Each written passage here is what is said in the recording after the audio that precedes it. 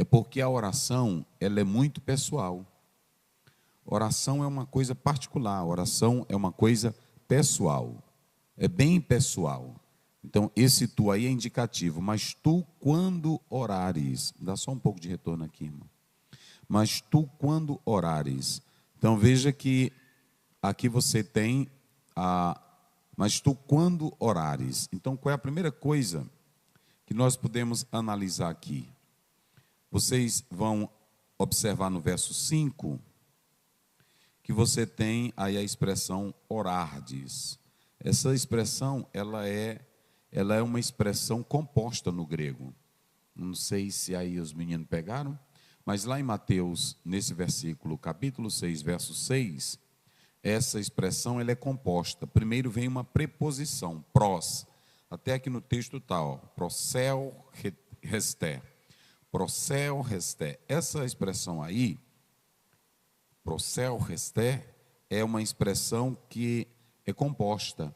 Pros é uma preposição. Ela indica direção, para. Se vocês observarem isso no texto, ela quer falar isso para nós. Para.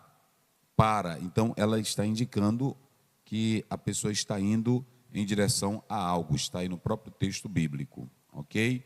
Ela pode significar em benefício de, ela pode significar perto de, ou então ela pode expressar aproximação. Esse é o sentido dessa primeira palavra da oração.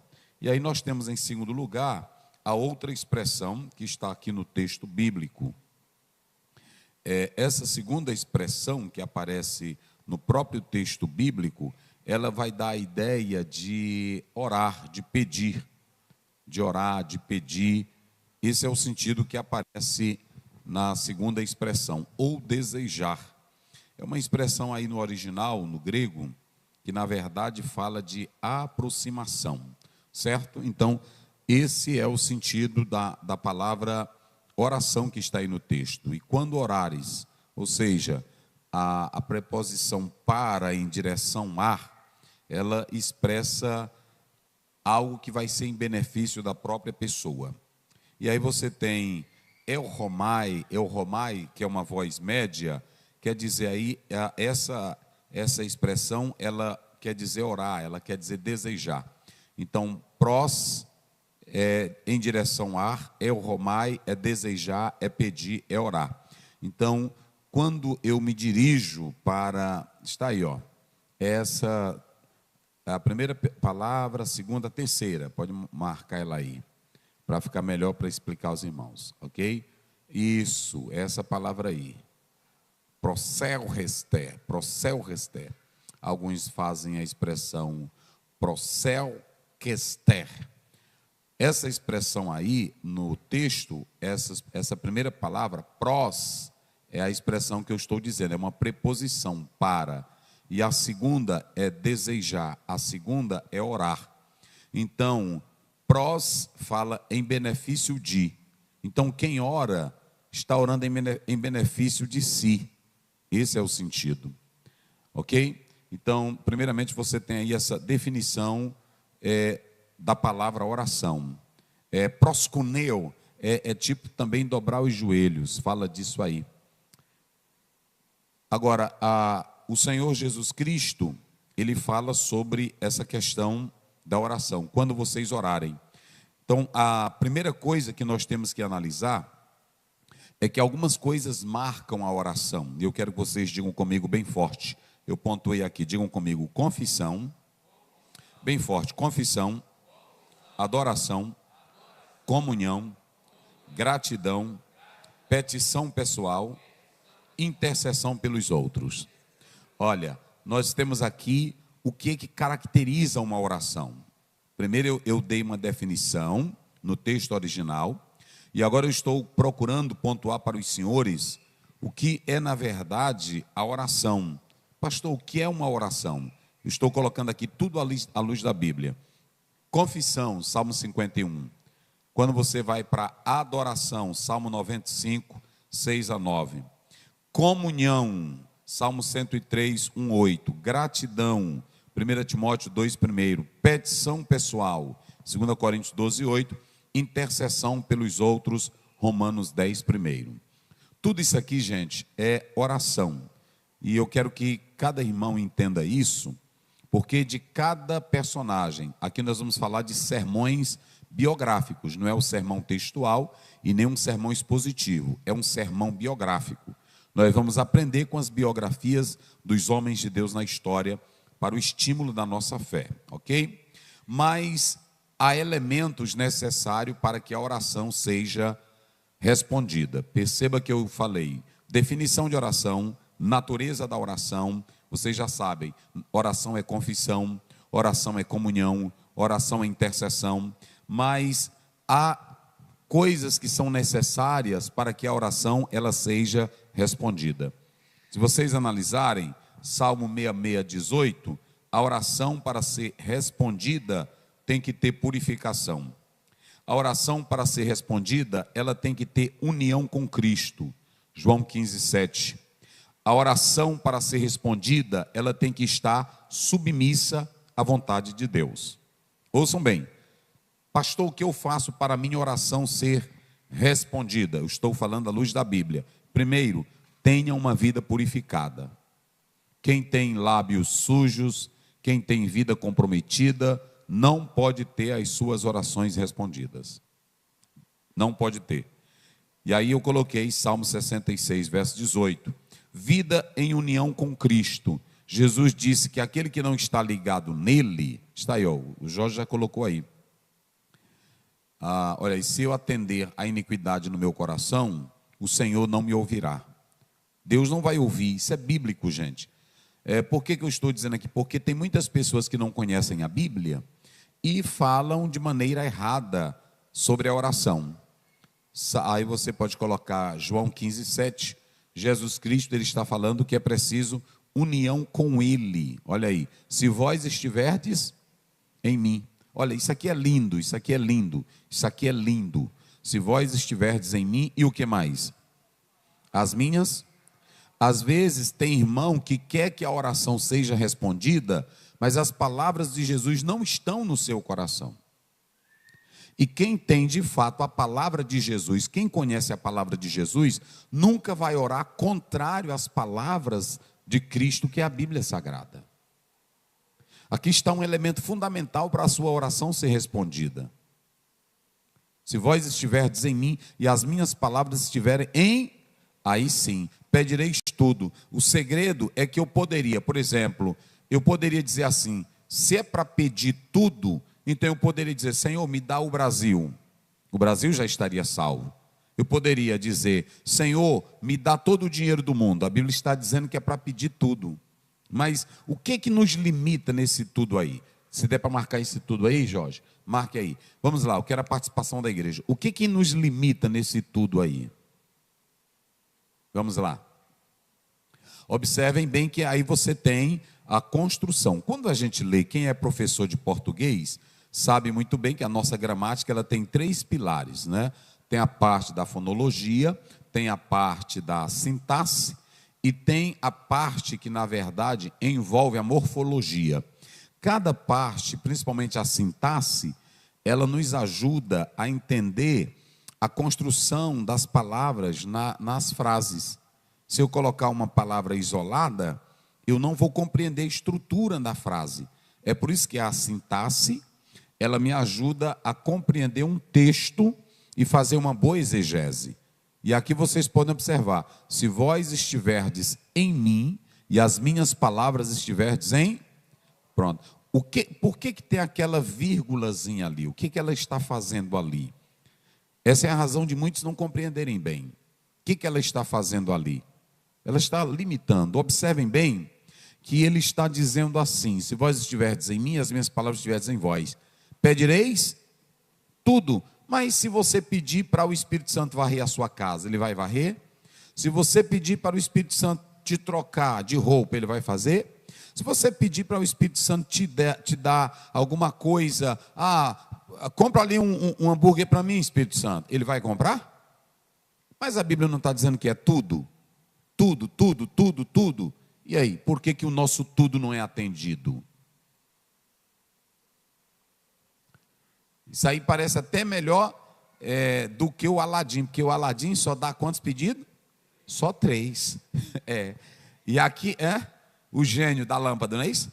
Ele só dá 3. E aqui é quanto? Tudo. Quem pode participar? Vamos lá. O que é isso aí? O que os irmãos entenderam sobre esse tudo aí? Tudo necessário para a nossa alma.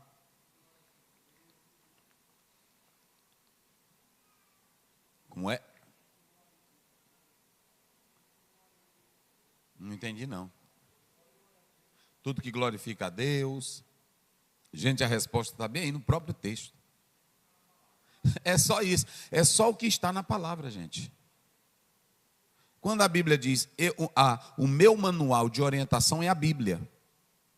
E a Bíblia, ela vai me levar a compreender o que eu devo orar conforme aquilo que está na palavra. Se você pegar Mateus 6,13, diz assim, porque teu é o reino, a glória e o poder. Então eu não vou pedir poder para mim, de quem é o poder? Eu não vou pedir glória para mim, de quem é a glória? Eu seria um tolo se eu dobrasse o joelho e dissesse, Senhor, me dá glória, me dá poder. Não, eu estaria sendo um tolo. A minha Bíblia diz claramente que o poder e a honra pertencem a quem? A Deus. Agora, se você pegar, vamos só pegar aqui um exemplo. Quando você vai para Mateus 6, no próprio texto, Jesus vai dizer, não andeis ansiosos, porque o Pai sabe do que vocês necessitam. Ele sabe que precisa de roupa, ele sabe que precisa de alimento, e ele dá aquela lição. Então, se eu for inteligente, eu vou orar priorizando o reino, e não priorizando coisas.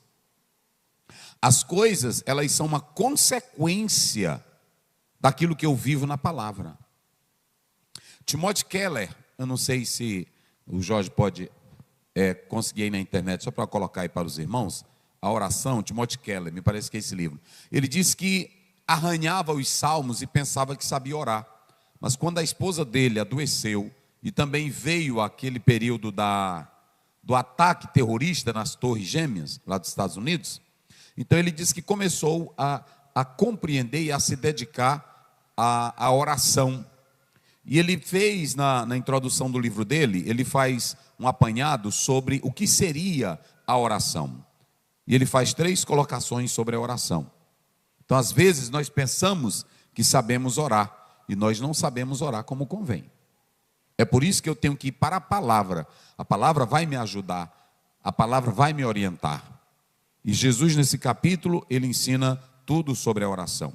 Então, a primeira coisa que nós podemos observar aqui é que a oração, volta lá para o texto, quando ele diz tudo, ele começa a construção lá em cima, dizendo claramente, se vós estiverdes em mim, e as minhas palavras, ou seja, eu não vou pedir nada que não esteja na palavra, eu só vou pedir aquilo que está onde? Na palavra. Daí a importância do cristão orar com a palavra, ok? Então, nós podemos ver aí, tem que estar limpo. Submissão, vamos lá, João 5,14, 1 João 5,14. Aí vem o segredo da tua oração ser respondida. Lê aí, pastor, como é que diz? Vamos lá. Rapidinho, está aqui, ó, pega aqui, vamos lá. Só para os irmãos entenderem.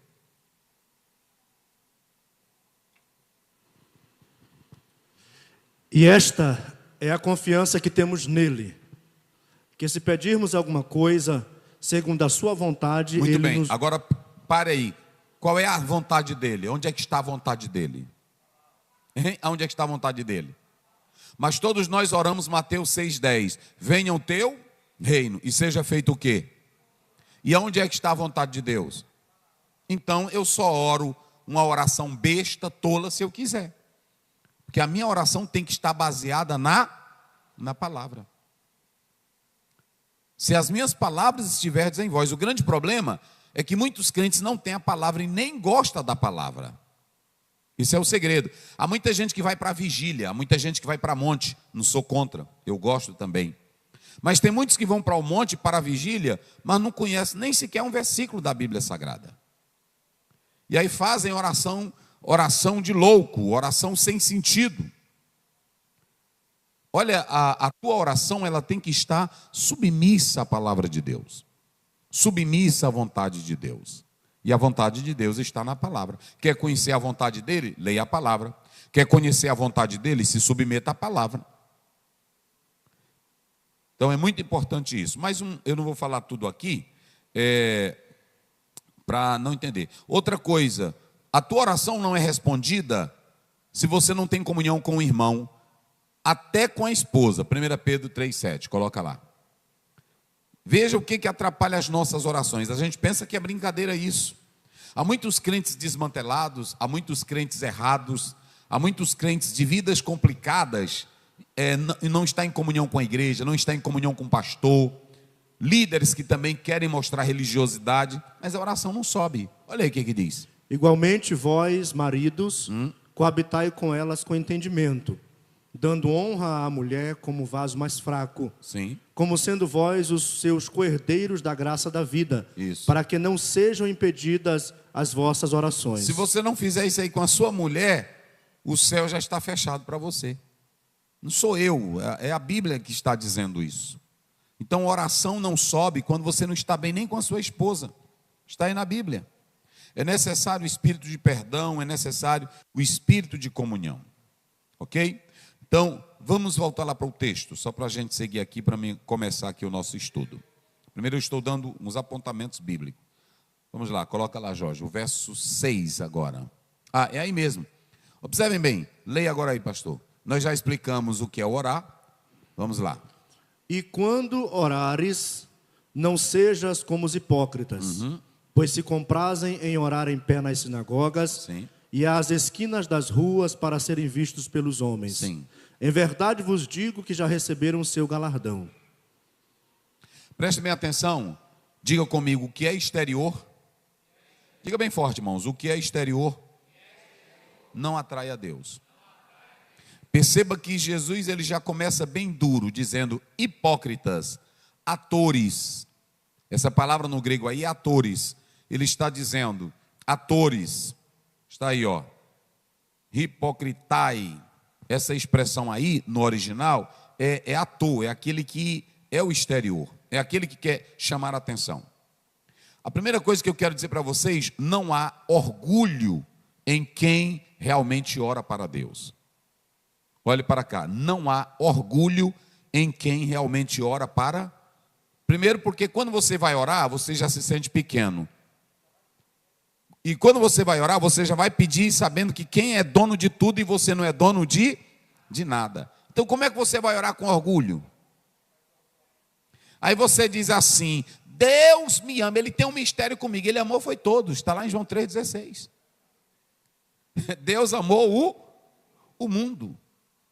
O grande problema, e nós vamos desmistificar isso com o estudo dessas pessoas que nós vamos citar aqui, cada uma delas, e eu quero dizer para os senhores que não há orgulho em quem vive de joelhos dobrados. Por que você se ajoelha? Por que você bota a boca no pó? Porque você sabe quem é que está lá em cima. A Bíblia diz que quando Daniel olhou para Nabucodonosor, ele disse, olha, majestade, esse sonho eu queria que fosse para o teu pior inimigo, mas você se ensoberbeceu, você se orgulhou, e não reconheceu a grandeza de Deus. Ele dá o reino dele a quem ele quer. Só para te ensinar, tu vai comer capim como boi. E a Bíblia diz que quando os sentimentos e os pensamentos voltaram, aí o rei entendeu que o Deus dos céus era quem tinha lhe dado o reino e ele era quem estava no controle de tudo. Então, quando você dobra o joelho, olha, irmão, vou dizer uma coisa aqui para os senhores, para um homem de Deus, para um doutor, para um médico, para uma pessoa, dobrar o joelho e dizer assim, eu não sou nada, Senhor, eu estou na tua presença. Aí o Senhor Deus responde, porque você sabe a quem está se dirigindo, Pai nosso que está nos, e você já sabe que dele é a honra, dele é o poder, dele é a glória para todo sempre. Então qualquer irmão que tem um espírito de orgulho, o espírito de vaidade na oração, não vem de Deus. Jesus chama de como? Hipócritas. E aí o que acontece? Quem não tem nada de Deus, usa o exterior. Olhe para cá. Quem não tem nada de Deus, usa o exterior. Lá em Mateus, do 10, 8 a 9, Jesus diz, de graça receber. E de graça o quê? Então, se eu chegasse aqui para vocês e dissesse assim, olha, meus irmãos, Deus, Ele fala comigo, Deus revela para mim, nem todo mundo tem o que eu tenho. Eu estou desprezando você, estou com espírito de orgulho e de exterioridade. Eu estou dizendo que Deus só está voltando para a minha atenção porque eu sou mais importante que você. E só usa o exterior quem não tem nada de Deus, porque quer chamar a atenção. Quem é de Deus e tem de Deus não precisa chamar a atenção, porque ele não quer chamar a atenção para si, ele quer chamar Deus para a sua vida. Olhe para mim aqui, ó. Nenhuma pessoa que vive de oração de verdade quer chamar a atenção para si. Então, cantor que chama a atenção para si, pregador que chama a atenção para si, profeta que chama a atenção para si, ele está apenas fazendo aquilo que é exterior. Como ele não tem de Deus, ele quer chamar para mostrar que tem Deus. Quem tem Deus não precisa mostrar, porque pelos frutos, Mateus 7,20, pelos frutos os conhecereis. Eu não preciso estar aqui no púlpito dizendo que sou de oração. Eu não preciso estar aqui no púlpito dizendo que Deus me usa. Eu não preciso estar aqui. Você nunca lê na Bíblia Elias dizendo, eu sou usado. Você nunca lê na Bíblia João Batista dizendo, eu sou usado. As pessoas viam pelos frutos que produziam. Então, quando você vê uma irmã, olha, Deus me usa porque isso, ela é hipócrita. Quando você vê um irmão, Deus é comigo porque ele faz isso, é hipócrita. Ele está usando o exterior para chamar a atenção dos outros. E quem tem Deus, quanto mais é usado por Deus, mais fica pequeno, porque sabe que só está ali porque Deus está lhe abençoando. E eu vou dar 2 exemplos para os senhores na Bíblia. Quando a multidão, em Atos 3, a multidão olhou para Pedro e João e disseram, varões, que começaram a olhar, por que vocês estão olhando assim para nós? Pensando que pelo nosso jejum, pela nossa virtude, pelo nosso misticismo, esse homem andou? Não, senhores, eles estão andando pela autoridade do nome de... Ou seja, eles não chamaram a atenção para si. E por que nós hoje gostamos de chamar a atenção para nós? Quer ver um outro exemplo? Atos 14, quando Paulo ordena aquele paralítico para ficar de pé, o povo todo queria logo clamar e aprová-los como deuses. Aí Paulo disse, não, nós estamos pregando para que vocês sejam libertos dessa idolatria. Não há idolatria, é muito difícil. Quem gosta da Bíblia, pregar a Bíblia, vai aprovar essas coisas. Então, quem usa o exterior para chamar a atenção, vocês podem observar aí, vai ser apenas religiosidade. O texto mostra que aquelas pessoas gostavam de orar nos lugares mais públicos. Quais eram os lugares mais públicos que o texto fala? Praças e esquinas. Ou seja, o Senhor está proibindo a postura da oração? Não. O Senhor está proibindo oração pública? Não. Está lá em 1 Timóteo 2,8. Quero que todos vocês orem em todos os lugares, levantando o quê? Jesus orou publicamente, João 11. Ele orou lá quando Lázaro foi para ressuscitar. Jesus orou publicamente. Agora, a questão não é orar publicamente. A questão é quando você ora para se amostrar. A questão é quando você ora no espírito de exibição. E aí não adianta, porque quando você vai lá para 1 Samuel 16:7, Deus diz para Samuel, eu não vejo o exterior. Por que é fácil? Olhe para cá. É muito fácil o pastor Adalberto chegar aqui e dizer assim, eu sou homem de Deus. É muito fácil uma irmã chegar aqui e dizer assim, eu sou mulher de Deus. Agora, a questão é que pelo lado exterior, a pessoa quando diz isso é porque já não tem. Ele quer que as pessoas vejam. Agora, quem tem, olha o que Deus disse aí. Não atentes para a sua... Como é que diz? Vai. Como é que diz? Porém o Senhor disse a Samuel, não atentes para a sua aparência, nem para a grandeza da sua estatura, porque eu tenho rejeitado. Olha, para aí, aparência e grandeza são 2 coisas que chamam a atenção hoje no culto, nas pregações, nos trabalhos. Aparência e grandeza. grandeza. A pessoa quer chamar a atenção para si. Está aí. Então, observem bem que Jesus, ele é contra essa situação, ok? Ele é contra o espírito exibicionista. O Senhor Jesus, ele é contra. Agora, tem uma coisa interessante aqui que nós vamos analisar. O verso 6, coloca lá, vamos lá. Para mim já seguir aqui. Mas tu, quando orares, entra onde? No teu, a melhor palavra é essa daqui, ó, no teu aposento. E o que? Fecha a tua porta. E ora onde? Ao teu pai, que está onde? E teu pai que te vê aonde? Te recompensará? Pronto. Olha a diferença. Começa trancado e Deus vai revelando publicamente que Ele está na sua vida. Vamos pegar essa palavra aí, Jorge, vou lá para o texto original, só para a gente ter uma ideia. 6:6, não é isso? Entra no teu quarto, não é isso? Vamos lá. 6:6. Entra, olha aí. Aí é no 6, deixa eu ver aqui. Ó, tá lá na primeira linha, a última palavra. Tameion. Isso, está aí. Tameion. Pastor Zé, o que é esse tameion que está dizendo? O tameion, irmão, por que era um aposento e não um quarto? Escute bem. É porque essa palavra aí era um local onde as pessoas guardavam aquilo que era de mais valioso, guardavam os tesouros. Tameion. Olha, isso aqui é lindo. Essa expressão aí, ela está dizendo que era um quarto interno, eram câmaras secretas, aonde se guardavam os tesouros. Sabe o que Deus está dizendo? Se tu queres que eu te dê tesouros espirituais, entra no meu aposento. É aqui que está o mistério. Tu queres que eu te dê os tesouros dos céus? Fica em secreto. Entra em secreto comigo. Quem quer ser usado por Deus? Nós vamos falar isso aqui. Uma quinta é o Apocalipse, e outra quinta eu estarei falando sobre isso aqui. Está aí. Tameion. Tameion. Não era um quarto qualquer. Tameion era onde se guardavam os tesouros.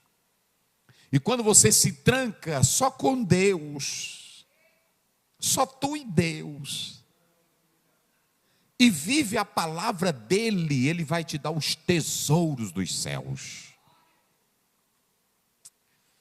Negócio pesado, irmãos. Está vendo aí? Ele vai te dar os tesouros. Vamos dar um exemplo aí, coloca aí rapidinho. 4:33 de Reis, segundo Reis. Vamos ver só esse quartozinho. Vamos ver, no quarto, digam comigo, no quarto. Vamos lá, diga bem forte, no quarto. Aí vamos lá, como é que diz? Então entrou ele, fechou a porta sobre eles ambos e orou ao Senhor. Bota o versículo que segue, vai. Olha aí. O que ele fez? E subiu à cama e deitou-se sobre o menino. Isso. E pondo a sua boca sobre a boca dele, e os seus olhos sobre os olhos dele, olha aí, as suas mãos sobre as mãos dele, se estendeu sobre ele, e a carne do menino aqueceu. Pronto. O que é isso aqui, pastor Aziel? Ele entrou no quarto e fez o quê? Fechou a porta. E lá ele foi buscar os tesouros. A vida do menino ele foi buscar em Deus. Se tu queres algo de Deus, entra no secreto com ele. O quarto ali, Tameion, é onde tem os tesouros que vêm do céu. Os mistérios de Deus. Aí você vai lá para Daniel 6:10. É outro que entra no secreto. Vamos lá, digam comigo, no secreto.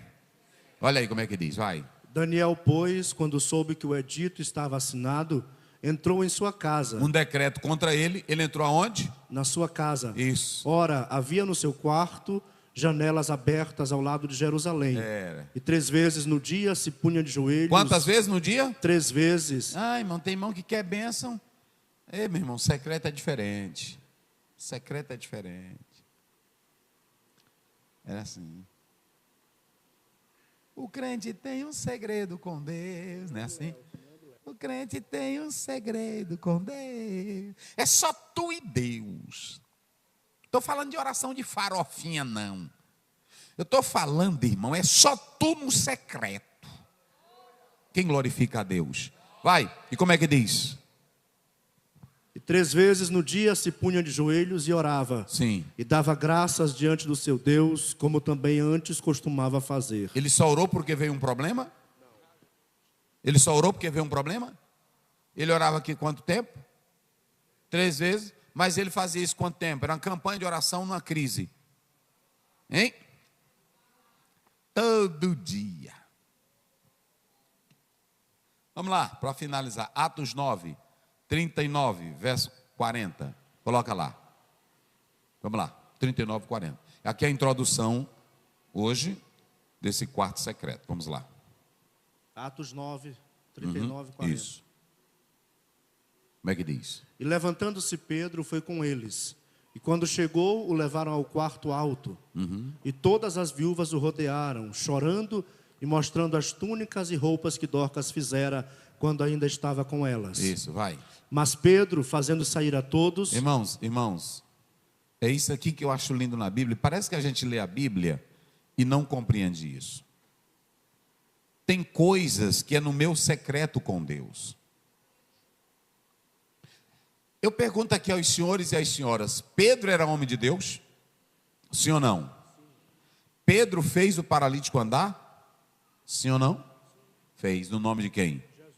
Mas aqui ele poderia agora dizer para aquelas mulheres, queridas irmãs, há uma unção redobrada em minha vida. Eu tenho um dom de ressuscitar mortos. Eu estava indo para o templo e de repente um paralítico me tomou e me pegou e disse, me dá uma esmola. Naquela hora eu fui usado com uma unção tão grande e mandei o paralítico andar. Ele fez isso? Ele disse, bora irmã Chica, irmã Maria, irmã Francisca, irmã Luísa, cai fora. Aqui é só eu e Deus. Eita, glória a Deus. Entrou no quarto e fez o quê? Olha aí. Ele fez sair o quê? A todos. E pôs-se aonde? De joelhos. Pronto, só ele. Só ele. Aí ele orou. Aí o espírito voltou para onde? A menina. Aí ele disse, Tabita, levanta. E ela fez o quê? Abriu os olhos. E vendo quem? Aí, ó, assentou-se, vai, olha aí, ó. Acho bonito isso aí, vai. O outro versículo, Jorge. E ele, dando-lhe a mão... Por que o texto está aqui? Ele não fez força para levantar. Ele só vai dar a mão para ela depois que ela está o quê? Sentada. Ah, verdade. Para mostrar que ele não teve influência nenhuma no levantar dela. A Bíblia é linda, rapaz. É tudo nos detalhes. E aí ela ressuscitou. Aí abriu os olhos. Aí ele, dando-lhe a mão, a levantou, e chamando os santos e as viúvas, aí a menina aí, e foi para casa, pronto. Se fosse eu hoje, não era assim? Já tinha escrito um livro. Esse aí não, era humilde. Vamos lá. Então, queridos, coloca lá, Jorge, na tela, rapidinho. Eu não vou falar todos os pontos hoje, só de alguns, porque não tem tempo. Tendo acesso aos mistérios de Deus. Aí eu pergunto aqui à igreja, aos irmãos, como é que a gente faz para ter acesso aos mistérios de Deus? Eu já dei o segredo. Qual é o segredo para ter acesso aos mistérios de Deus? No quarto secreto. Onde foi que Jesus disse, entra no teu e fecha a tua, e o teu pai que te vê em secreto, porque lá estão os tesouros de Deus. Quem quer os tesouros de Deus? Quem quer os mistérios de Deus? Observem bem. Queridos, vocês podem ler livros, vocês podem ouvir mensagens bonitas, maravilhosas, mas os mistérios de Deus, eles só podem ser acessados por onde? Pela oração. Se você quer ter mistérios, e eu estou sempre pedindo a Deus isso, Mistérios. Coloca aí Romanos 16, 25. Vamos ser breve aqui. Depois 1 Coríntios 2, 7. Vamos lá. Vai lá. Ora, há aquele que é poderoso para vos confirmar, segundo o meu evangelho e a pregação de Jesus Cristo, Isso. conforme a revelação do mistério que desde tempos eternos esteve oculto. A revelação do mistério. 1 Coríntios 2, 7. Mas falamos a sabedoria de Deus.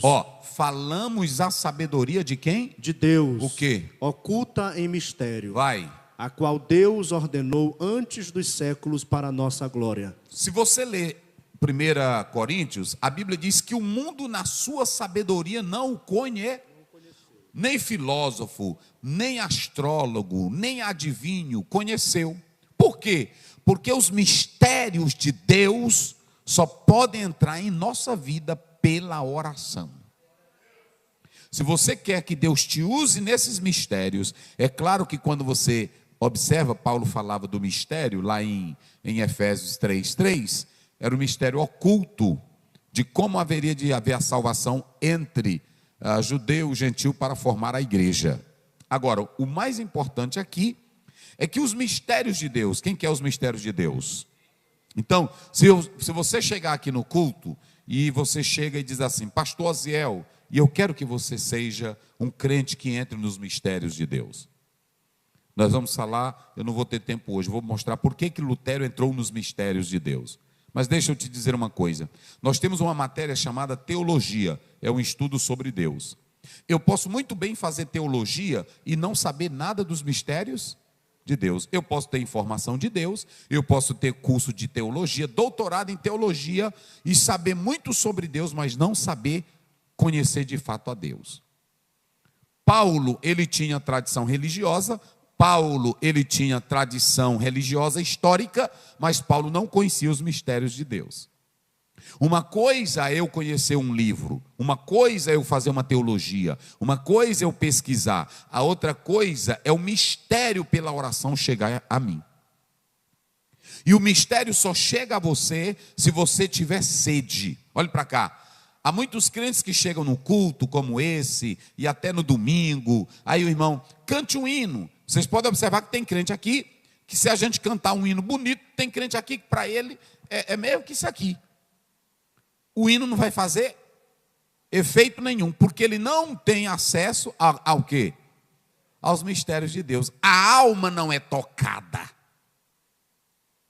É por isso que eu quero dizer para vocês que para a alma ser tocada, você tem que vir para cá e ter todo dia na sua vida o que diz o Salmo 42, 2. Coloca lá, Jorge. Olha o Salmo 42, 2. Todos vocês conhecem. Mas olha o que diz. A minha alma tem sede de Deus, do Deus vivo. Quando entrarei e me apresentarei ante a face de Deus. Se você não tiver sede de Deus, os mistérios de Deus não chegam na sua vida. Eu tenho que ter sede na oração, eu tenho que ter sede na palavra, eu tenho que ter sede dos mistérios de Deus, eu tenho que ter sede de Deus me usar. Eu tenho que ter sede de Deus na igreja. Por que Deus não me usa, pastor Zé? Por que Deus não fala comigo? É porque você não tem sede. Jesus nunca disse assim, quem quer aprender, vem a mim. Ele nunca disse assim. Não é assim? Ele nunca disse assim, quem quiser muita sabedoria, venham para cá. Sabe qual é o problema da igreja brasileira hoje? É que os irmãos estão indo ao culto só para ouvir um bonito sermão. Estão lotando templos só para ouvir uma pregadora engraçada, ou um pregador que tem muita informação e que te faça sorrir e que te faça te alegrar. Só que se você vier para o culto dizendo, eu quero é penetrar nos mistérios de Deus, sedento, o Senhor Deus vai te usar. Irmão, quem tem sede, Deus mata a sede. Agora Jesus diz, quem tem sede, vem a mim. Os mistérios de Deus. Aí sabe qual é o problema? Vocês querem que eu entregue um culto alegre para vocês. Vocês querem que eu fique aqui, olha você que veio aqui, eu quero te dizer que tem poder para ti, tem graça para ti. Eu posso dizer isso a noite toda, mas se tu não quiser beber,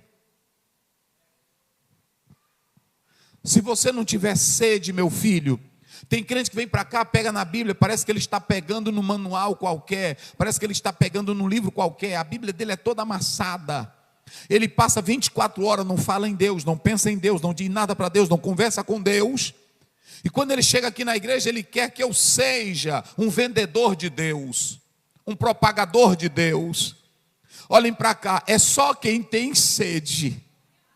Se tu quiseres entrar nos mistérios de Deus, tu mesmo vai entrar na tua casa e vai entrar na despensa dele, onde estão os tesouros dele, e vai dizer: me dá desse tesouro, papai. Me dá, Senhor. Quem tem sede. E há uma coisa muito interessante, irmãos, que eu quero dizer aqui para vocês. Não há como você entrar nos mistérios de Deus quando você está no nível da carnalidade. Diga aí para o seu irmão, eu vou encerrar nessa parte bem aqui. Diga aí para ele: não há. Diga na autoridade: meu irmão, tu pode se aquietar. Não vai ter mistério se você vive no campo da carnalidade. Não vai.